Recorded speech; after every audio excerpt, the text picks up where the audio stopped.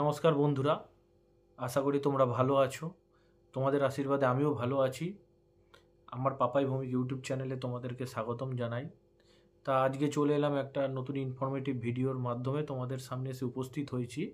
তা ভিডিওটা হচ্ছে যে ফুয়েল পাম্প এখন BS6 আর BS7 ভার্সনের গাড়িগুলো তোমার মার্কেটে চলে এসছে।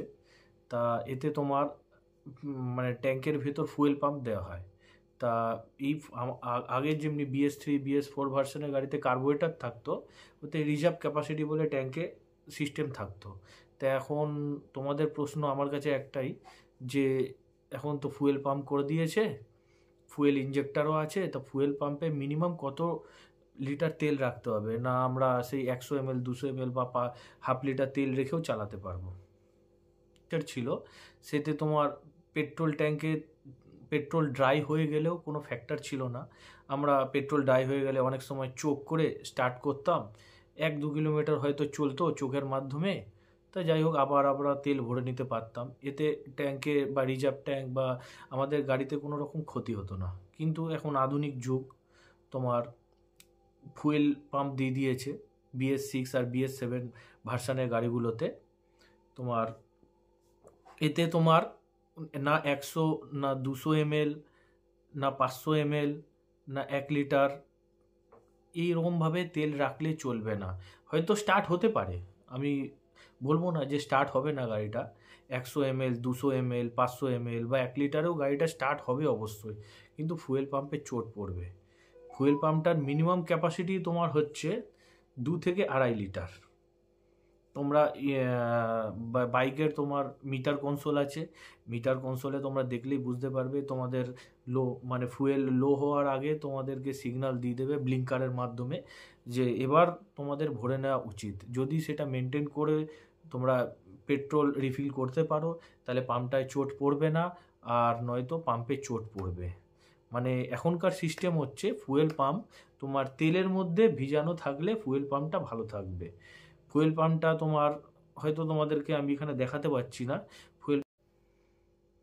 ফুয়েল পাম্পটার যদি তেল মানে কম তেলের মধ্যে থাকে, স্টার্ট হতে পারে, স্টার্ট হবে, অবশ্যই স্টার্ট হবে। কিন্তু স্টার্ট হওয়ার মধ্যে তোমরা নিজেরাই বুঝতে পারবে যে হাওয়া টেনে নেওয়ার একটা ব্যাপার থাকে। যখনই হাওয়া টেনে নেওয়ার ব্যাপার থাকবে, ক্র্যাঙ্ক টাইপের হবে, মানে স্টার্ট যাকে বলে। স্টার্ট হবে, স্টার্ট হতে হতে স্টার্ট হবে। এবার তখনই ক্ষতি। কারোর একবারে হয়তো ফুয়েল পাম্পটা ডিস্টার্ব হতে পারে, আবার কারোর ক্ষেত্রে একবারে নাও হতে পারে, বহু দিন বা বহু বছর পর হতে পারে। কিন্তু যে ফুয়েল পাম্পটা যদি চোট পড়ে আর কোনো রকমভাবে খারাপ হয়, যে কোনো কোম্পানিরই ক্ষেত্রে 4 থেকে 10,000 টাকা তোমার খরচা বেরিয়ে যাবে।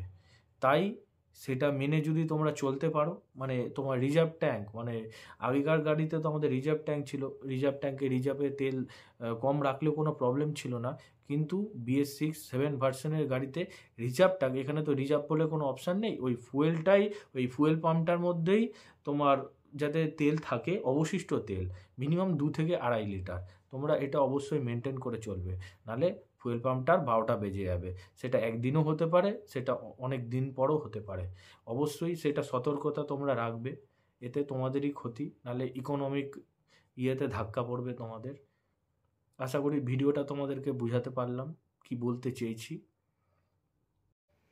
তা ওই অবশিষ্ট তেল যেটা থাকবে 2 থেকে 2.5 লিটার, ওই 2 থেকে 2.5 লিটার তোমরা কিন্তু ব্যবহার করতে পারবে না। ওই 2 থেকে 2.5 লিটার তোমার রিজার্ভ ক্যাপাসিটি হিসাবে ওই ফুয়েল পাম্প ওর ওই তেলের মধ্যেই তোমার থাকবে, ওটাতেই তোমাদের ফুয়েল পাম্পের লংজিভিটিটা বাড়বে। ওই 2-2.5 লিটার তেল বাদ দিয়ে যেটা তোমাদের দরকার, মানে রাইডে দরকার বা কোনো কাজের উদ্দেশ্যে দরকার, ততটাই তেল ভরবে তোমরা। 5 লিটারও ভরতে পারো, 8 লিটারও ভরতে পারো, 10 লিটারও ভরতে পারো। কিন্তু ওই রিজার্ভের দিকে তোমরা 2-2.5 লিটার তেল কোনো দিনই আর ব্যবহার করবে না, এটা সতর্কতা। এই 2-2.5 লিটার তেলে যখনই তোমরা ব্যবহার করতে আরম্ভ করবে, তখনই তোমাদের ফুয়েল পাম্পটায় চোট পড়বে। আর চোট পড়লে বলেই দিলাম তোমাদের কি হবে। আর BS6 আর 7 ভার্সনের গাড়ি, এরপরের একটা আমি অন্য ভিডিও তোমাদেরকে দেব। BS6 অথবা 7 ভার্সনের গাড়িতে তোমরা কোনোদিনই ফুল ট্যাঙ্কি ক্যাপাসিটি তেল ভরবে না। ঠিক আছে, टाटा। अगर तुम लोग नए हो तो सब्सक्राइब करो, वो जो लाल वाला बटन है उस पर फूट फेंक के मारो या फिर मोमबत्ती, मुझे नहीं पता, बस क्लिक हो जाना चाहिए।